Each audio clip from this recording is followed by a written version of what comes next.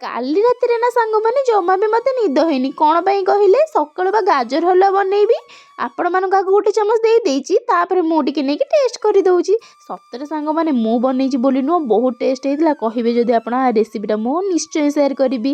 ଆଉ ଆପଣମାନେ କିଏ କିଏ ଏମିତି ସବୁ ଖାଇସାରିଲା ପରେ ଚାମୁଚି ତାକୁ ଏମିତି ଯୋଉଟା ଚାଟନ୍ତି କହିବେ, ମୁଁ ତ ସବୁବେଳେ ଚାଟିଦିଏ। ବହୁତ ଦିନ ପରେ ବାବୁ ଆଜି ନିଜ ମୁଖରୁ କିଛି ବାର୍ତ୍ତା ବାହାର କରିକି ଆପଣମାନଙ୍କ ସାଙ୍ଗରେ ସେୟାର କରୁଛନ୍ତି, ଟିକେ ଶୁଣି ଦିଅନ୍ତୁ। ହେଇଟିରେ ପୁଅ ଆଜି କ'ଣ କହିଲ? ଚାଇଁ ପଖାଳ ତା ସାଙ୍ଗରେ ଆଳୁ ବଘଳା କହନ୍ତି ଆଳୁ ବାଇଗଣ ବଘଳା, ଶାଗ ବି ଅଛି, ମତେ ଯୋଉଟା ଭଲ ଲାଗେନି ବି ଅଛି, ଚଳେଇବ ଆଉ କ'ଣ କରିବା। ହେଲେ ଟ୍ରାଏ କରିବା, କାହିଁକିନା ମୁଁ କିଣିକି ଆଣିଛି, ଏକଲା ଖାଇବ କି?